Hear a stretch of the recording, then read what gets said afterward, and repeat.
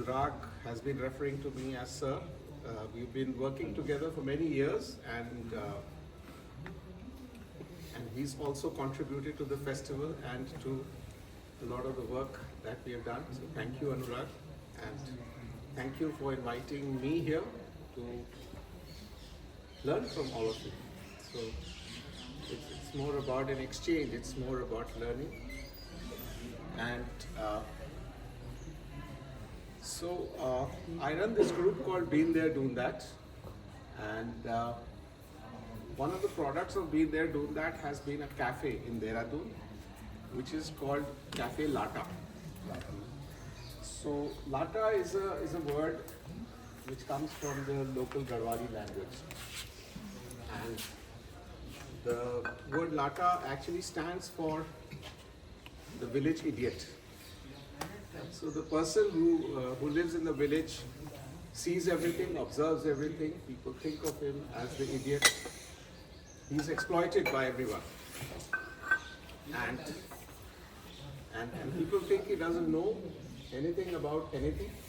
And yet Lata observes everything. He's very sensitive, helps others, allows himself to be exploited by others. And yet he understands the world in his own way. So the whole idea of Being There, Doing That, and this group which talks about travel is born from the idea of Lata. So I thought I should explain a little bit about what Lata is. So I had taken a group of people to a village once, and we were having lunch. We were having curd rice in one of the homes when this elderly person started asking me questions about what I do for a living. Now, this is always an awkward conversation. What do you do for a living? And it's difficult to explain to everyone what I do for a living. And I said, I travel, I write, I do some research, and I take people around to see our part of the world. But he said, that's all right. A lot of people do that, but what do you do for a living? How do you earn? How do you run your family? And I said, I do this, and I earn a little bit, and that's enough. And he said, no, this is, so what kind of travel do you do? And I started explaining to him that we work in the world of slow travel. We talk about walking, we talk about meeting people, local experiences, local food, folklore, and that's how we get people interested in travel. So he said, and so you're talking about slow travel, you're talking about slow tourism. The whole world is, if they have 3G, they want 6G. If we are already into the jet age. People want fast food, and we are talking about slowness. So the whole attitude that you have towards life is that of a Lata. And he said, यार लाटा वाली बात कर रहे हो तुम, ऐसे उन्होंने इसको express किया. So that लाटा वाली बात kind of stuck with me for a long time. And I started thinking about this idea that this is what we want to be. This is the space that I want to be in. That swimming against the current, whether I succeed or whether I don't succeed, at least I will swim against the current, make an effort, and also try and involve other people in doing this.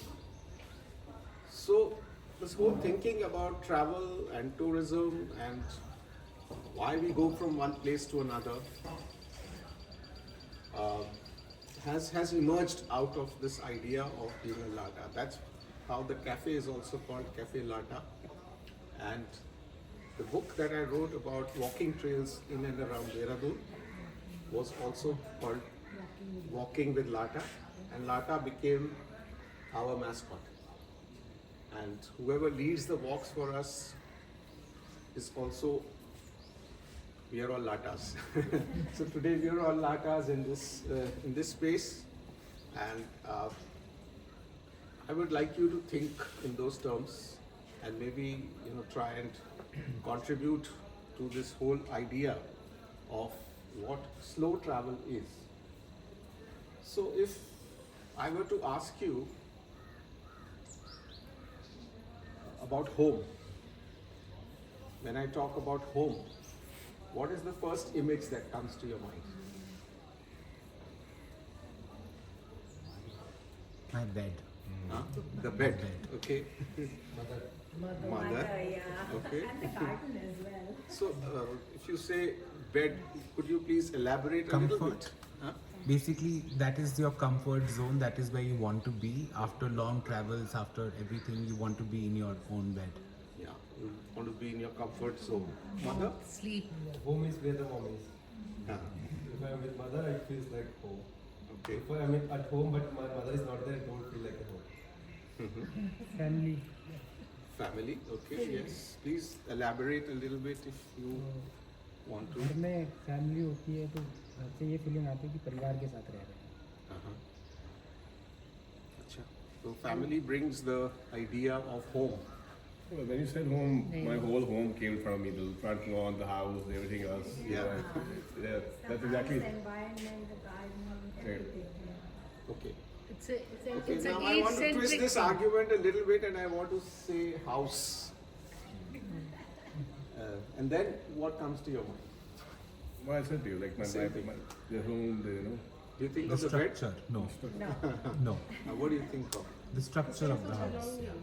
The house, the trees, the soil, Structure. yeah, whatever your compound is, you know, even your the whole compound environment of the around the home. The house. Mother? House. Whenever I use the word house, what comes to mind first? Ownership. Ownership. Great. Okay. No. We're not getting any answers from here. House. What do you think of when I say the word house or home? Maybe any. My first picture was, I think the house and garden I grew up with, which is still my parents' home. Okay. So, but is there a difference between the two? Home and house. Yes. What would be the difference? house. Structure. It's a physical structure, the Okay. infrastructure. Right. It's where your heart is, where your people, your own dog, your space, your You have favorite a sense chair. of belonging, You know, it is things that you are curated. familiar with, and you feel soft about it. And Okay. It's not foreign thing, it's like something Home which is is a feeling. familiar. It's a feeling. Okay. It's something. You were saying something, sir. I was saying that when you said home first, that connotation was my place, like my whole compound. There's a lawn in front, there's a house out there. There's the lawn and the house. The house is the house, right? Yeah. There's the lawn and the house. The You structure like, will you always like be- gardening? You like. Yeah, grew up with that. So that's why you thought of the lawn. Yeah, because it's I didn't find it grew up with that. I think she also mentioned the lawn in front. She also mentioned Yes. the trees. I think when you say house as such, for me the connotation would be if you say how this was my house, I would think about the structure first. When you said home, it is the whole the idea around it. Yeah. So. Place where we can I think invite home takes people you in. in. It takes you inside the house. When you say home, Yeah. it Yeah. somehow takes you inside the house. Yeah. It's the kind of feeling that you get when you're inside. Do we all agree with that? Yeah. Yeah. So, I think we can understand the whole idea of space and place in the same way that there is a space. The space in itself is it's open. It could be a vacuum too, like we go into outer space. We take a rocket and go into outer space, and then what is outer space? It's just vacuum. It's nothingness. And then when we arrive in outer space, for us it becomes a place. But then, if in that place certain feelings get attached to us, it becomes something even greater. It becomes a special place. So I'd like to talk more about these special places. Like the bed is a special place, or the lawn is a special place, because that's our comfort zone. That's where we want to be. So, when we look at Uttarakhand or when we look at the Himalayas, people have given special names to these places. Like, for instance, Uttarakhand. When you talk about Uttarakhand, the first thing that comes to mind is the idea of Devbhumi. That it's the Devtas that live here. It's a place where the deities walk. And our ancestors use this expression, not in terms of a place where the deities live, but they use the expression in the terms of a place where the deities walk. Most of our deities are walking. They are chal murtis. They are going from one place to another, constantly traveling. Imagine a lot of the deities have been walking for thousands of years in this landscape. From one village to another, from one temple to another. And they've never been stationary. They've never stuck to one place, but they've always been walking. They've been traveling with their devotees. So that's why the region is called Devbhumi, because it also tells us that place is transient. Place can change, but you can carry your home to different places. You can't carry your house to different places, but you can still carry your home. Wherever you go and feel comfortable, that becomes home to you. In India, there has been this tradition of people touching the feet of the elders. So we don't see it too much now, but initially when someone touched my feet, I felt very awkward. But then I read about this whole tradition and I realized that touching of the feet is a gesture for people who have traveled a lot, who have been to a lot of pilgrimages. And by touching the person's feet, you are trying to, get part of the merit of the pilgrimage. Maybe you feel that some of the particles of those places that this person has been to will come to you as well. So this whole idea of touching the feet comes from people who have walked. And so space and place, this crucial difference comes from the idea of pilgrimage. So the whole of Uttarakhand, the whole of the Himalayas has been a space of pilgrimage. And as I said, space can be vacuum, it can be free, it can have nothing in it. It could be just a mountain, it could be a lake, it could be a valley. But when wise people go to a particular place, again and again and again, a lot of wise people, a lot of sensitive people, they go to a particular destination, they go to a particular area, that area becomes sacred. So space transforms into place. And then you set up a shrine, you set up some kind of symbols there, and then it becomes a special place. Then it becomes Kedarnath or Badrinath or Makkah or whatever. So very crucial to home and very crucial to being comfortable is also the idea of travel. That as human beings, we love home, we love our comfort zones, but time and again we also need to come out of our comfort zones and we need to go someplace else. So when I use the word travel, what comes to your mind? Think about it. Home. Place. Plane. Okay, yeah. Aeroplane. Yeah. Why plane? Yes, you can travel with it, okay. It takes you from one place to another. Walking. Walking. different places. Exploring new places. For me, it is escaping the mundane of the daily routine, having a break in that. Travel gives you a different, Okay. different landscape, different exploration, different food, different culture.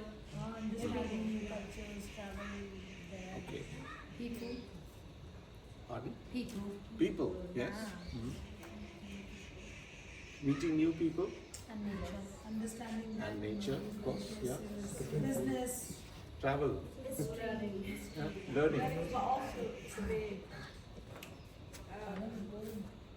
privilege is quite present when I think about traveling and travel. Being in the present. No, Privilege. Yeah. Privilege of, Of me, the traveler, or yeah. Right. Business. Different food, Okay. different variety of food. Okay, now let's choose another word and say holiday. Yeah, chutti. I mean, I was thinking of chutti. Holiday. When I use the word holiday, what comes to mind? Peace of mind. No work. Break. Break. Break from your from the routine. Okay. And then Okay. Getting away from work. Relaxation. Relaxation. Right. Yeah. Yeah. capitalism as well. Capitalism. Hotel. Coffee. Okay. So usually when we think of the term travel or when we think of holiday, it's more like an escape. We are trying to escape the mundane, right? But what does a person do when a person travels? Looks Experiences. at everything with fresh eyes. Okay. But if you are, what do you see tourists doing? Exploring. Okay. Exploring the nature, the place, the food, the look crowd, at your, the art. it depends on what you're looking at. They're looking at, so if they're coming to Dehradun, Yes, these tourists. Tell us, what do the tourists do? They satisfy what they imagine, like what they satisfy the pictures they have from the place. Yeah. I would disagree with refresh or yeah. I think it's not a fresh view. I think I quite see what I already think to know and what I want. Listen. what do you I vision? feel every Envision. time I land in a different country, as soon as you hit the tarmac and go out of the airport, your eyes are just so much more alive. Like you're looking at things that you really don't look at. The signs of the roads, the people, what they're wearing. You just suddenly your senses come alive. All your senses. That's what happens to me. Okay. So, all right. I would say there are 3 cafes in Dehradun, 3 restaurants, famous restaurants in Dehradun. All 3 restaurants, they have branches in Delhi.